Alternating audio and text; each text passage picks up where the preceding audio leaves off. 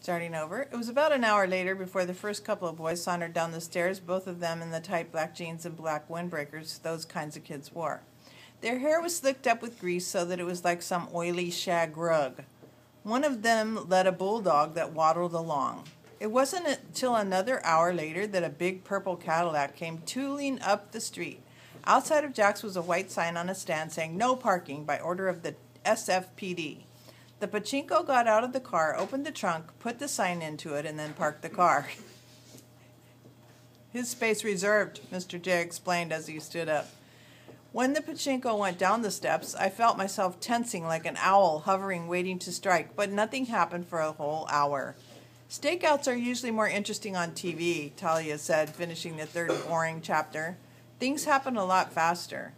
"I wait forever and ever, you bet," Mr. J nodded his head once to seal the proclamation. "Maybe I ought to just go in and see what's happening," I said. I was beginning to feel jittery. "You ruin everything," Mr. J said sternly. I settled back against the door and crossed my arms, trying to prepare myself for a long wait. Finally, the pachinko came out of Jack's, doing his James Dean imitation again. He didn't walk out like regular people, but came out in a slouching swagger, like he was about to go on camera any moment. He went to the phone booth on the corner, took out something from his jacket pocket and jiggled it around in the telephone and then dialed a number. He straightened suddenly in the booth as if he were excited, and when he stepped out of the booth, he was walking along fast with some definite purpose in mind. It was almost the most deliberate kind of thing I'd ever seen the pachinko do. "Let's go," Mr. J said. I pushed myself off the door, feeling as if I were about to take wing. "Wait for me." Talia slammed her book shut. Mr. J held out his hand. "You better let me carry it." No, I'm really all right." "Give it to him," I said. "He can carry it and still walk fast." Reluctantly, Talia held the book up with both hands. Mr. J took it and tucked it underneath his arm.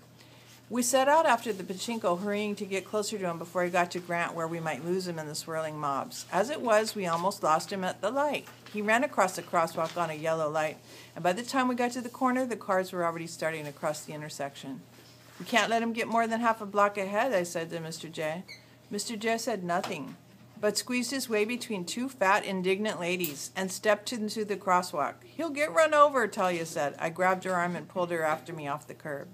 A fat, bronze-colored Mercedes-Benz started accelerating toward the intersection just as Mr. J walked into the middle of the crosswalk. The driver, a fat, pompous-looking businessman,